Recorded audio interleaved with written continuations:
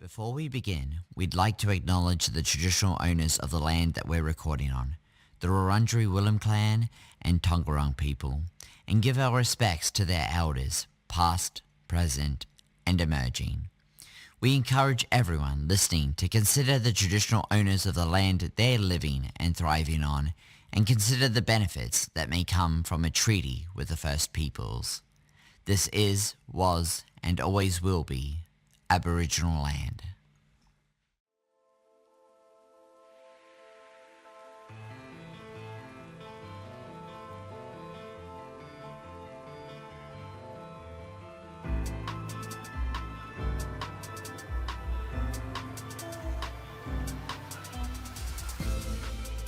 Andy Jackson is an Australian poet renowned for his exploration of themes such as embodiment, bodily difference, and solidarity.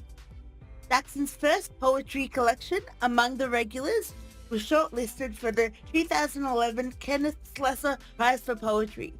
His subsequent collections include The Thin Bridge, which won the Whitmore Press Manuscript Prize, and Immune Systems, a semi-fictional verse novella on medical tourism. In 2021, he published Human Looking, a collection of autobiographical and biographical poems that won both the ALS Gold Medal and the Prime Minister's Literary Award for Poetry.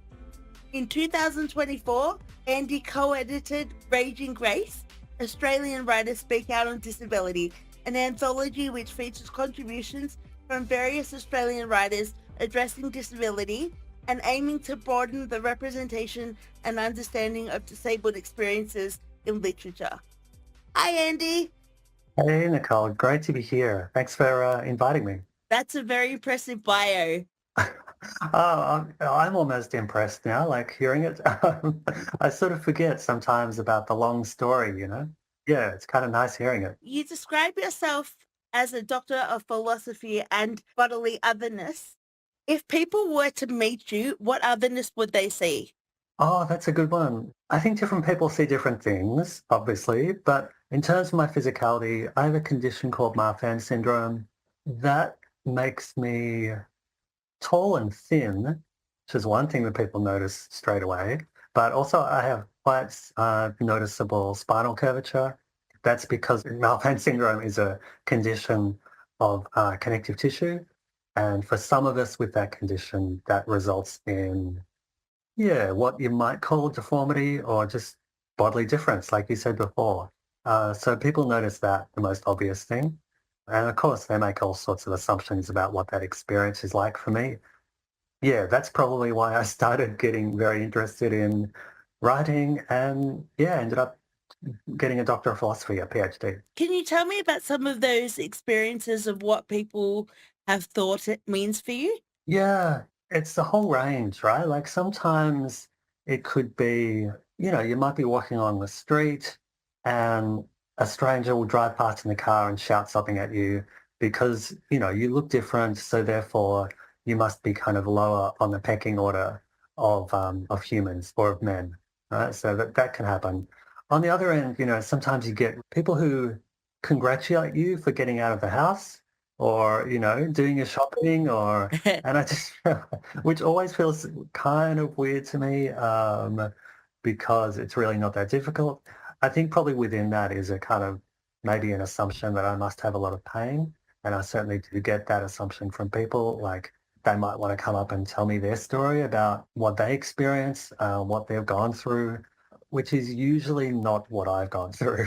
I do certainly reckon with pain, but not very, it's not high on the ranking for me. For me, it's mostly about fatigue. And it's also kind of dealing with this sense of feeling different in my body because I'm more noticeable. I stand out. And so it's sort of hard to be camouflaged or to be invisible. You also stand out with your amazing words. And I'm looking at you now and I can see an exciting load of books behind you. Can you tell me when you first discovered the power of words? Yeah, I don't know if I could trace back to a particular moment. Like, I was always reading as a kid. I started reading really young. My mum tells me that one day when she came to pick me up from kindergarten, I was there reading stories to the other kids. So I was kind of always interested in words and reading. In terms of writing, that was a really slow build. I think when I was a teenager and also even in my 20s, I would write things in journals and little exercise books, and I would never show it to anyone. So I think I've just kind of always been just really interested in what language can do. Like we know it can be a weapon, it can be cruel, but it can also be really insightful. And it helps us feel oriented in the world, like where we know who we are, we know who we're connected to, we know the land that we're on. Language just does something very powerful to our sense of community, I think. And that's kind of always why I've been connected to it. Was it a conscious decision because now you write a lot about your disability or your otherness or how other people perceive you? Was it a conscious decision to write about that, or was it just a case of write what you know? Yeah, a bit of both, right? I think at the core of it, I think I was really drawn to write because of my difference, because of how other people see me. So I think what that did to me is make me feel very self-conscious and also mystified. Like, why do people make those assumptions? Why do people think that one bodily configuration is normal and one's not normal? Why is it that people make certain assumptions about certain kinds of bodies? What are the associations? Why? And how do I perhaps shift that a little bit? So I've always been really fascinated by that.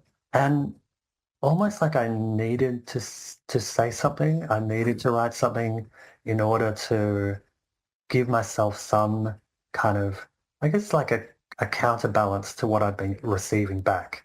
And part of it's like you're maybe contradicting the assumptions that people have in what you write, but sometimes it's also like swerving away from them, like a balk that a football player might do to kind of go the other way that people don't expect. Because I think mostly our lives as people who are disabled are complex and mundane and interesting and strange and also normal and yeah, all those sorts of things. I think for me, a lot of the time when I write, I don't get comments so much on what I write that's different. I get comments on what I write that's the same, that Mm, people didn't realize would be the same for me. The amount of people who think that I sleep in my wheelchair and just stay in here 24 hours a day. And I'm like, no, I have a bed.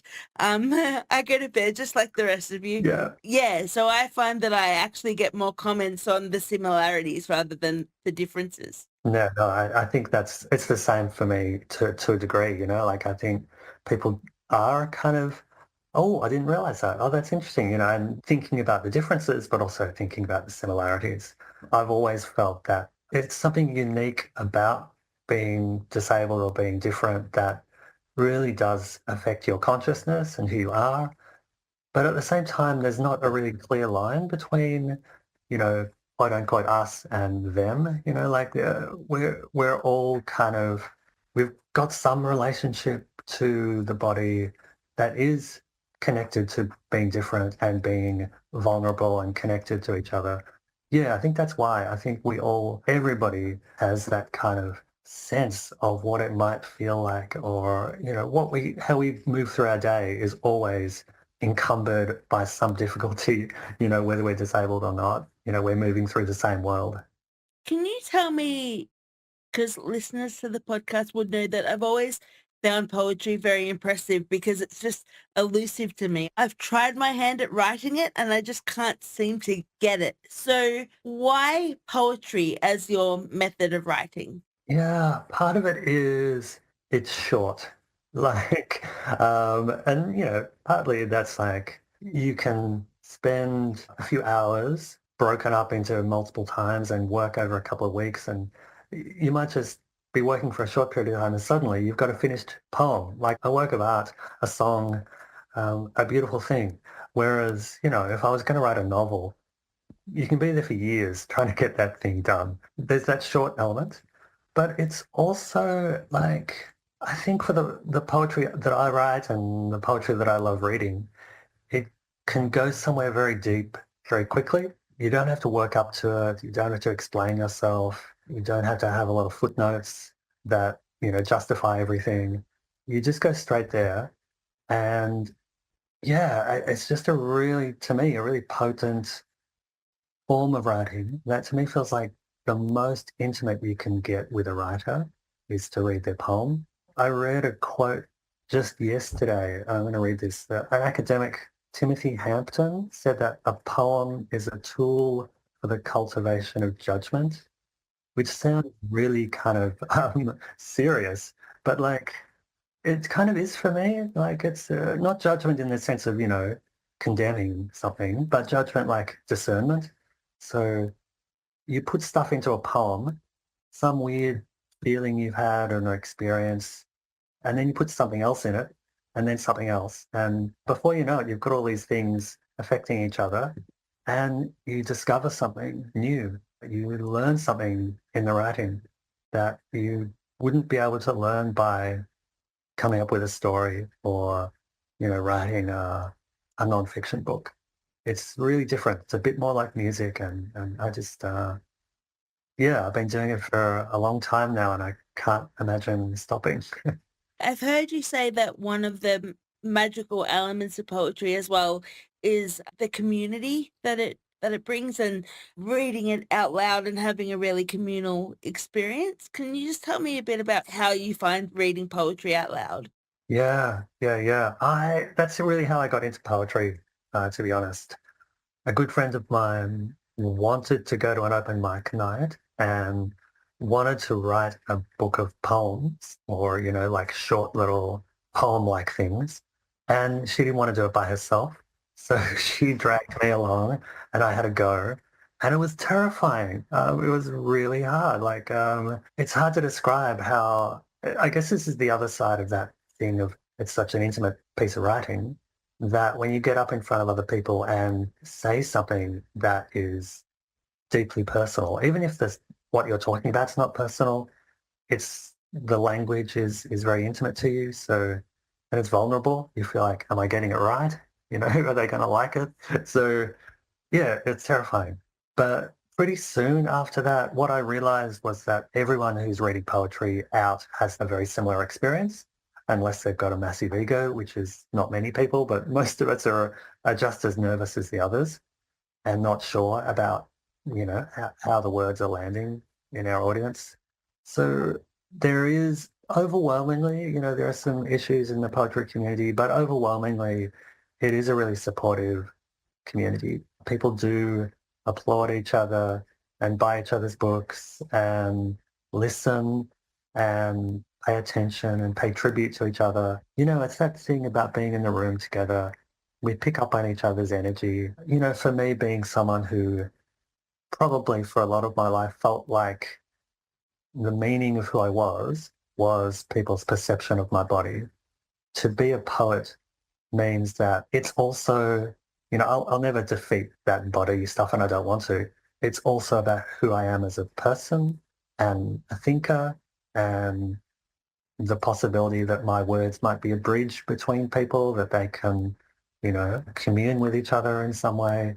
I just find, yeah, that capacity of poetry to bring people together, not in a kind of way that diminishes our difference or that solves everything, but it just allows people to spend time together and just be conscious of our shared humanness and the world we share together. That's kind of where that comes from for me. It's beautiful. I feel like while we're talking about it, it would be remiss of me not to ask you if you would mind reading one of your own poems, and if you could read it and explain a bit of context around what you're going to read, that'd be good. Yeah, yeah, absolutely. So I thought about this for a while. It's so hard sometimes, like choosing a poem. I've written a lot of them, but I wanted to read a poem called Formity, which is obviously a play on the word deformity. This one is in my most recent book, Human Looking. And half of the poem are quotes from a writer from 18th century called William Hay. And William Hay wrote an essay called Deformity, where he talks about what it's like for him having physical difference and how people react to him, what effect it's had on his sense of self and his sense of being a man, I think, as well. Like, yeah, all the different ideas around it. And like, it's the 18th century, and I read this essay and I realized that is so similar to what I've gone through. It just felt amazing to me. For a long time, I wasn't sure how to respond to this essay. But at one point, I just sort of thought, well, what if I laid out some of my favorite lines and left a gap between those lines and wrote my own lines in between them? It's a kind of, I weave them together, like two strands and one after the other. And so it's like you get two voices at once, or it alternates between them. And occasionally maybe it feels like it's one voice, Oh, wow. that maybe we are the one person across different eras. So I really enjoyed writing this poem. It was a real surprise to me. I've loved playing with other people's language as well and trying to see what we might have in common. That's where this poem comes from. So yeah, maybe I'll read it now. It's called Formity. Imagine a print of me in the frontispiece, or a proliferating meme in the ether. I am indeed a perfect riddle. The disfigured can't be figured, cannot look with proper confidence in the face of another. You don't quite know what it's like. Out of tenderness they taught me to be ashamed. What else might explain this awkwardness of my outward get-up and behaviour, this dream of entering the body of another? Ever conscious what an untoward subject does to the atmosphere in a room or a poem? I feel a reluctance in opening my mouth. Who knows what might come out or in? A deformed person should not assume borrowed feathers, or that language can speak louder than flesh. Contempt attends him like his shadow, reminding him of his ill figure, as if to figure was not also to think. When I die, I care not what becomes of this carcass. While I live, let me care what becomes of you. I desire my body may be opened, as these words are open and never fixed. And I am a good subject of speculation, for all in me is nature, an image blurred against the retina, the pleasure of one escaped. Wow. Thank you. That does, in a lot of ways, when I'm hearing it, feel like just one voice. So that's amazing. Yeah, thank you. Yeah, I wanted to kind of choose some lines of his that could potentially be like an unfinished sentence that I could finish, or that maybe my words could be the beginning of a sentence that he would finish. I just love to, there's so much in there that I love. I love that he says, for all in me is nature, that whether, however you conceive of where we come from, this is part of being alive. Being different is part of the full spectrum of every kind of being. There's so much in that I love that I just felt like I wanted to collaborate with him, and maybe also that people will read it and go, oh, who is that person? And, I might look up the essay and do some more thinking. I might be picking up on something that isn't there, which is fine, but you've mentioned a few times about being a man with a bodily otherness. Is there something about masculinity and the body that you think about that you can comment on?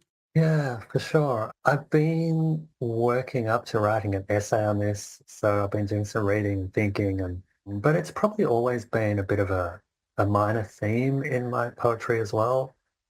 I think there's something about the whole division between disabled and non-disabled is like a binary where the disabled are kind of the unacceptable version of the non-disabled.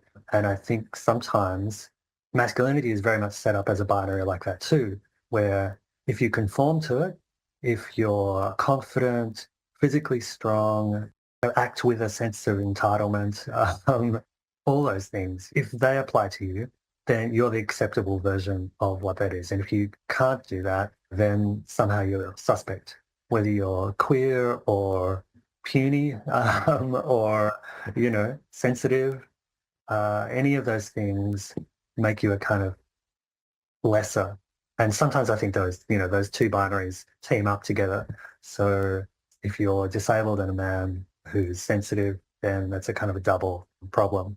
And of course, the other side of that binary is, there's a different implication or different results and different experiences for women who are disabled, different experiences for Indigenous folk who are disabled. Some of these kind of double negatives can become triple negatives. And I think I'm just really curious for me about always when I was growing up feeling like I didn't quite fit in to, I didn't really fit into the non-disabled world, and I didn't really fit into the kind of typical masculine world either.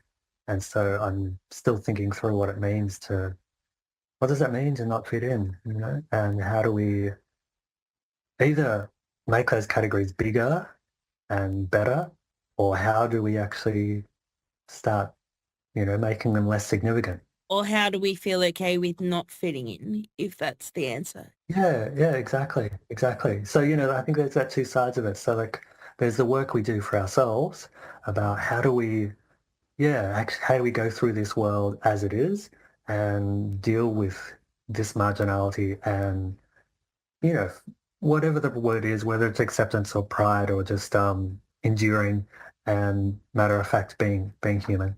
Or so there's that side of it. And I think the other side is what can we do collectively to shift the ideas that reinforce those really horrible sort of prejudices around all sorts of people.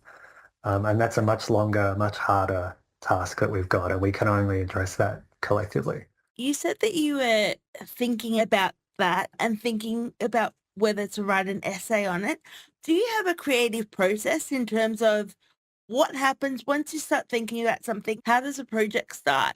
Yeah, sometimes it's I've thought about this. I feel like there's no one formula or one method that I really have. For a while there, in the last couple of years, a few times there's been long stretches, weeks, months where I've not written anything, no poems, no, not even a sentence, just not written for all sorts of reasons. Almost always, if I have the thought, oh, I'm not writing, what's going on? Something comes up and somehow I start writing again.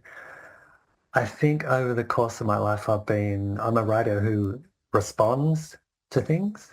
And I think what that means is that I have to have an experience or I have to read something or encounter something or remember something that causes me to feel like I need to write something. And that need, it's hard to know when you cross that threshold or not. And even when you do cross it and then you start to write something, it doesn't always work out. We're looking, I think, as writers to be surprised by ourselves, to find sort of some gold among the dirt and do something that, oh, I didn't think that was there. And sometimes you just can't find it. So it doesn't work. And maybe you try something else, you try a different poetic form, or you might mix up the language a bit and sometimes it works, you discover it. Other times it just doesn't. And I think I've learned over the years because I've tried various different techniques and poetic forms. Yeah, there isn't any one formula for me. I think I just need to get to cross a certain threshold of curiosity and connection. Yeah, connecting up with the issue or the person or the experience that has occurred to me. Yeah, it's a mystery, which is one of the beautiful things about it. Do you always have faith, even if you haven't written, that something's going to come? Or is there a sense of imposter syndrome? Probably anyone who is alive, but anyone who's a poet certainly has some version of imposter syndrome that is always there, like sort of sitting on your shoulder and saying, nah, you don't really know what you're doing. They're going to find you out eventually, or you're going to run out of poems. Mostly what's involved is kind of ignoring it, and keeping going. And eventually at some point you do you find the poem that you're searching for, or you find a different poem that you weren't searching for that is actually there. Or the other possibility is that you don't find anything and you end up kind of moving on. You go, okay, well, I'll try something else. The imposter syndrome for me is totally something that has softened over the years. Once you start getting a few books out and then people start reading them and you get certain grants or prizes or you start going, oh, hang on, maybe maybe I know something about it, but it never goes away. It never goes away because I think you can never totally take responsibility for what you're doing either, because it's this mercurial, unpredictable thing. So the sense is always there that I've never been in control of it. I'm not in control of it now, and I hope it keeps going. Pretty sure it will, but hey, yeah, you never know. If it doesn't, you've got a pretty good backlog at the moment to keep you going for a while. Yeah, I think so. I can always, look through the pile of discarded poems and make something out of them. Yeah. Does that happen often that you put something aside and then come back to it and be able to finish it? I always tell people who I'm, teaching or mentoring that they should do that because it helps us to be able to let go of them. We feel like sometimes you've got a poem with one good phrase in it and the rest of it's terrible and you think, "Oh, I can't throw it away." So I always tell people just put it to the side, put it in a folder somewhere and go back to it later on. So I do that myself. But I would say 9 times out of 10, maybe 99 times out of 100, when I go back to it, I go, no, I don't like it. So it's probably for me, yeah, just a device to kind of allow myself to move on. Can you tell me about going back? I'm going to sound like a psychologist here. Going all the way back. Can you tell me about Among the Regulars? Yeah, yeah, yeah. Well, yeah, that, as you mentioned at the very start, that was my first book. Well, I had published a few little self-published little chapbooks, little printed things before that, but this was my first ever book put out by a publisher. And weirdly, they actually approached me and asked if I, had enough poems for a collection. So I wasn't really even thinking about it too much. But yeah, I'd had some poems published in journals here and there, and Paper Tiger, which doesn't exist anymore, but that publisher came and said, "We're just setting this press up and we'd like to put a book of yours out." So I always say to people, just put your poems out into journals, put them online, go to readings. You never know, someone, you will be noticed, the more you just put yourself out there. But the book, when I look at it now, it has a lot in common with all of my books, I think. I think I always think, oh, that must have been really different back then. I must have been doing something really immature or not, just kind of self-oriented, but it's actually not. Like, I looked at it the other day and realized that the themes that are in there are also playing out in recent work. So there's stuff about my own embodiment and my own sense of self. There's poems in there that are also imagining other people's lives and sort of looking for affinity or solidarity with them. There's poems about family. There's poems about sort of memory and childhood, poems about difference in general and how other people who are marked as being different for all sorts of reasons resist that imposition and live a life that's really strong. So there's all sorts of themes that have always been there and they were there from the beginning, which is sort of interesting to notice. I feel like, especially with poetry, as you said, you can go deep really quickly. As somebody that hasn't felt like they fit in, it must be very vulnerable to have your deepest, darkest thoughts published. Yeah, it's so funny. I think when you're in that process of wanting to write something and wanting to explore something or try to find out where you are in the world by using language and writing a poem, when you've got that sort of urgency to it, actually not thinking about the audience or the readership. I've had times when I've written things and I've thought, yeah, this is good. I'll send this out, and off it goes. And then when it's published, you go, oh wow, I said that. Yeah, okay. So yeah, you don't always realize how big it is until you're there. Even when you're reading in public, you get up and read because that's what people do, and you've written something that you're committed to, so you read it. Afterwards, you go, oh, wow, that was actually really personal. And I think it's probably good that I don't think about it too much. I think it means that it puts me up there and it means that I can say things that other people will connect with without kind of double guessing myself or second guessing myself. I can just do it. It stops you from letting fear get in the way, I guess. Yeah, exactly, exactly. And of course, there's always this sort of hesitancy, and you do, maybe not consciously, but in your body, you realize what you're doing. And so when there's a live reading, I often feel, even now still, nervous to some degree. But I try to kind of just accept that that's what it is and to allow that nervousness to be part of the energy of my voice so that what comes across is the truth that this is important, you know, this sort of subliminal sense that, oh, hang on, yeah, this is not just a kind of formal exercise in arranging words next to each other. This is something that matters. And I love when I go to a poetry reading and I get that sense from someone that what they're saying really matters, not just to them, but also to us. So I think some kind of nervousness or stress or uncertainty, it's comes with the territory, but it's also really useful. Speaking of poetry events, I recently saw you at the Raging Grace launch in readings. Can you tell me how Raging Grace came about? Yeah. At the end of 2021, RMIT had a call out. They've got a organization within RMIT called the Health Transformation Lab, and they're really interested in trying to come up with innovative ideas around healthcare, sometimes using technology, but other times really just thinking about how systems work together. And they had this idea that, you know, they really need creative thinkers to get in and do some, creative thinking and writing about healthcare. So I was like, They were setting up like a 6-month fellowship where, you know, you would apply with your idea about what you wanted to do in that period. And they would, you basically get the resources of the lab and also get some financial support. So at that time, this is like the end of 2021. This was, this was after the kind of Black Summer that we'd had the year before.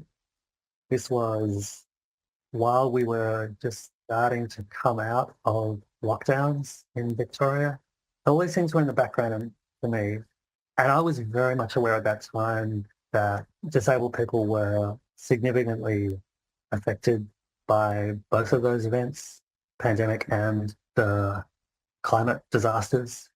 So I was just doing a lot of thinking about it and feeling like if you want to change healthcare systems, that I think you really need the voices of disabled people. When I started thinking that, I realized straight away that it was not something I could do by myself. For one thing, I'm certainly no expert in what other disabled people need. I don't know. I know a few things, but there's such limit to what I know. So my idea that I proposed was to bring together at least 20 different writers and have conversations and write together collaboratively and come up with poems and essays that explore, well, they phrased it as the future of health, and that's certainly how we phrased it, but really health in the really, really broadest sense, not just, doctors and hospitals, but what does it mean to feel like your life is connected to other lives and your life is worth living and you're able to do what you want to do. So that was the idea.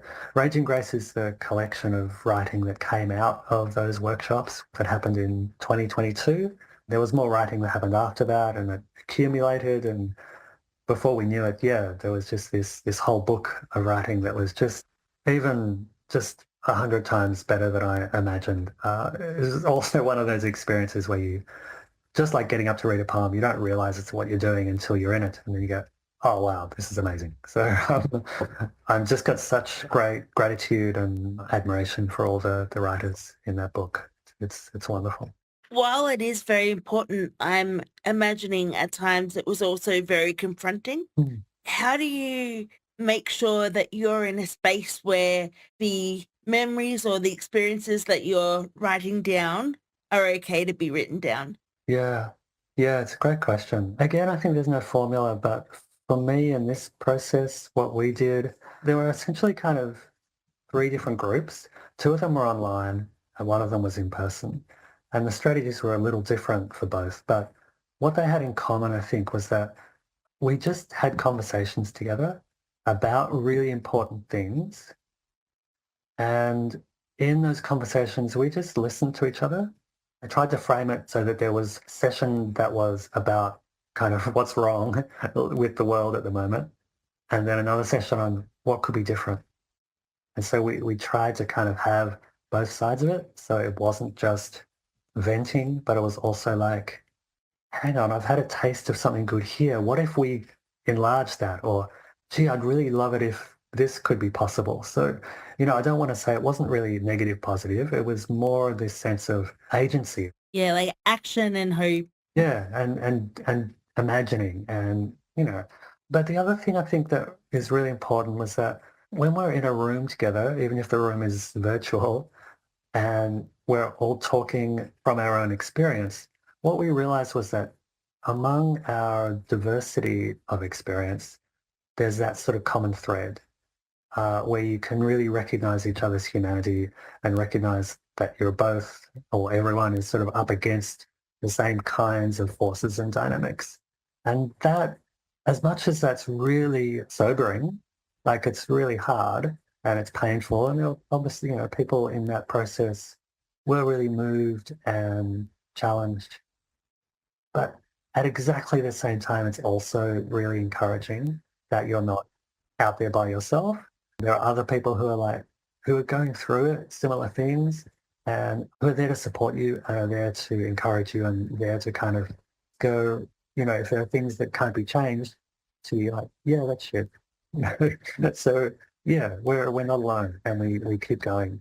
So that to me was a real guide for keeping going and knowing that what we're doing was we were on the right track and that the things that were coming out of the writing were actually worth keeping because they came out of a space of real energy, like they're really energetic poems and essays. Didn't come out of a kind of theoretical thing or event, really vibrant sort of stuff. It would be interesting to see if a government agency or a healthcare sector was able to use some of those stories in their policy. Yeah, Have you heard anything around that? I know that RMIT's Health Transformation Lab are really trying to kind of infiltrate some of these systems and share some of this work through some of the forums that they have.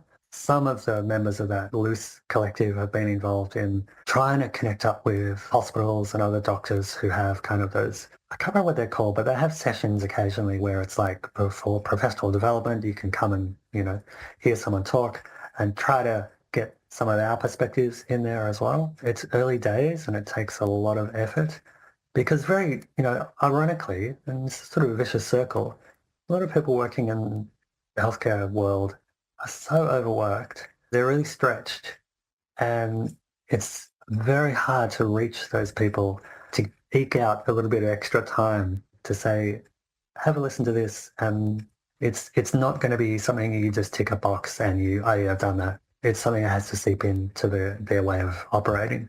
So it's not an easy thing, but hopefully we'll get more opportunity to share it and it will just, slowly but surely seep out there in the world. I think there's lots of projects going on that are doing a similar thing. So that's the hope. I've read some of it and it's absolutely amazing. So hopefully it ends up in tangible results. Tangible action would be great. Yeah, thank you. We talked a little bit before about you mentoring people. And is there anything, because you've been around the poetry world for a while now, just a few years, are you noticing a difference or a change in the way that poetry is perceived by the wider community? Yeah, that's a really good one. I think on the one hand, poetry is still, kind of marginal. Like not everybody really knows what's going on in the poetry world. But it is actually, I feel like the one big difference is that it's way more diverse than it was when I first started reading poems and getting published in the sort of early 2000s. Back then it was not overwhelmingly, but, majority was sort of older men, older white men. And I think there was a different tone to the work and it was much more controlled. What I find, I think, in poetry these days in general is way more diverse voices, not just in the identity of the people writing their poems, but in their style. And I'm noticing a real sort of urgency to the writing now and a sense of defiance, a sense of, oh, I have to write this. It's not a kind of hobby or an abstract thing. There's a lot of passion and a lot of experimentation, trying new things. They're not satisfied with just doing what has been done before, because that's kind of what's partly led to where we are now, that we haven't had other voices come in. But when we do, perhaps we can start shifting the way we see things. Poetry isn't the most financially sustainable or rewarded career. And then when you add disability on top of that, there's a whole other thing. Yeah. So how could society, and you can be as political or not as you want with this question, but how could society better support disabled artists? That's a fantastic question. And the answer is like so big and so complex. I feel like part of it is it's a similar answer to how can society better support disabled people, full stop, whether they're artists or not, making sure the NDIS is fully supported and allows for the kind of autonomy of disabled people, and doesn't kind of bureaucratize their ambition. So there's that, and there's the way the disability support pension is so bureaucratized and so difficult to get onto, and such a low amount. So some of that stuff is institutional, and I think society, I'd love it if non-disabled people would step up and be just as active in campaigning and pushing for better services and for better support. And also, just to be aware of what different disabled people face and of trying to counter that in some way on their own, not just waiting for us to do it. But also, I just feel like I'd love people to be curious about the writing and the artwork and the music that we're making, and to get out and check it out, because it's probably something they would be surprised by and be like, oh, hang on, actually, this is unreal. So, yeah, I think I just would love people to be curious about what's going on and read as much as they can. Sometimes I feel like the people that we need to come to these events are the people that I never see at those events. It would be great to have somebody who was just a stranger and didn't know anything about disability. It was just reading the paper and saw it and thought they'd come. I totally agree. There's a parallel experience with poetry itself where, I've certainly done readings where people have said, oh, I didn't think I liked poetry, but maybe I do. And I think it can be similar with writing by disabled people, where it's like, oh, I thought this would be about tragedy, or I thought this would be, inspirational, or, and it's not, it's something else. It's much more human. And yeah, I totally, I think it's an ongoing struggle, right, to get people out. But yeah, we're doing what we can. So in following on from that, how can people support you? All right, I will certainly say, yes, go for it. Buy the books. There's a good handful of books out there of mine that are for sale. People can go and buy the books, or get their library to buy the books if they can't afford it, so that it's available for others. That kind of thing, fantastic. But, like in a way, I don't necessarily need so much support at the moment. I've been so fortunate to get where I have been. I've won a couple of prizes. I've got work at the moment. I'm employed, which is amazing. I'm so surprised. But I've also got the sort of job where I don't have to work full time, because I can't do that physically. So I just work 50%, and that's enough. So I'm really lucky.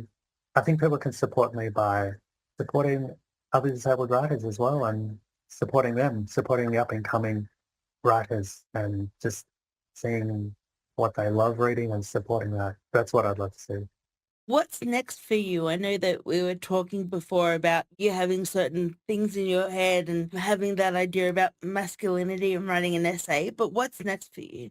Yeah, I'm in the process of writing a collection of essays, in fact. So they're sort of combination of autobiography and kind of theory and ideas and reflections on poetry and embodiment, and yeah, and on collaboration and yeah, a little bit. I'm hoping to write that essay on masculinity, but also written a long essay on the whole idea of disability shame and yeah, trying to think through that complex issue. So yeah, that book hopefully, I think I'm maybe about halfway through. Got a few more essays to write, but that's kind of the next major thing. And in the background, I'm just always writing poems. So I'm sort of more and more I'm coming up with new poems and I'll eventually have another book in a couple of years, I think, if I'm lucky. When something is more structured and you're going to publish it, for example, do you have a mentor or somebody that you always go to say, what do you think of this? Or Yeah, like when I was developing as a writer when I was younger, I had like a workshop group where I would bring poems to. We'd all bring poems and critique each other, which was so useful. And on some level, I've kind of internalized all those voices, and now I've got all these various critique people in me sort of pointing things out that don't work. So I do less of that now than I used to. I've had mentors as well over the course of my career and they've been incredibly valuable. I've sort of internalized some of them as well. But yeah, I do share it with people who I'm close to, like drafts of poems or work. That's still really important to me. Mostly I kind of work by myself to get it to a stage where it's close enough to share it. And then it's like, okay, what tweaks do I need to do to this? for me, it would be really difficult to know if a poem or a piece of work is quote unquote finished. How do you go with saying that it's finished? I think I probably stole this from someone else. You'd hear a little click. Um, you kind of do. You hear this like, ah, that's it. It's fallen into place. What I would often do is read a poem out, sometimes out loud, but just sometimes kind of in my head. And so you kind of hear when something is a bit, oh, that's a bit off. That didn't quite work. That tiny little bit there. So you get this thesaurus out, or you know cut a bit out. So you do those little surgeries, and at some point, the more times you change something, the less awkward it feels. But also sometimes, and recently, I've gotten to the point where I want to keep some of that imperfection in the poem as well. So it does sound a bit awkward and wonky because that's us, like we're all imperfect. So why can't the poem be imperfect? So it's finished, I guess, when you've done enough to it. Just as like a final question, it's interesting that you've said about being imperfect a few times. What was your journey to accepting that? Because I'm still at the perfectionist. Yeah, yeah. Oh, look, I think we're in a perfectionist society, so it's very hard to completely dispel that streak within us because, sometimes it's our personality, but other times it's just that's the world we're in. And we're in a world that's really focused on what is it, sort of normality, and being healthy or whatever that is, being your best self, all that sort of stuff. And it is a journey for me. It relates to this essay that I mentioned just before about shame. It's ongoing journey for me. It's never, I think it will always be unfinished. When I was younger, it was so painful, like really painful. And the more I've written about it, and the more I've shared those poems and writing, and the more I've met other people with similar kind of challenges or issues that they're dealing with, the more it kind of softens. So it's not like it disappears. It just becomes more malleable and something you can work with. And yeah, you treat it more lightly. So it's a matter of degree. It's changed, but it's still something that I deal with often. And I suppose depending on what you're going through or what the outside world is telling you, your relationship with it can change. Yeah, yeah, absolutely. Yeah, yeah. There are just days where you're exhausted, so you can't cope with anything. So at other times where you are buoyant and you keep going through regardless of what's happening. So yeah, absolutely. It changes from day to day. Yeah. Thank you so, so much for your time. It's so lovely to talk to you. Mm. Thank you so much to Andy Jackson for talking to me today. There will be details on how to purchase Andy's books and support Andy in this episode's show notes. Create and Amplify has been assisted by the Australian Government through Creative Australia, its principal arts investment and advisory body. Until next time.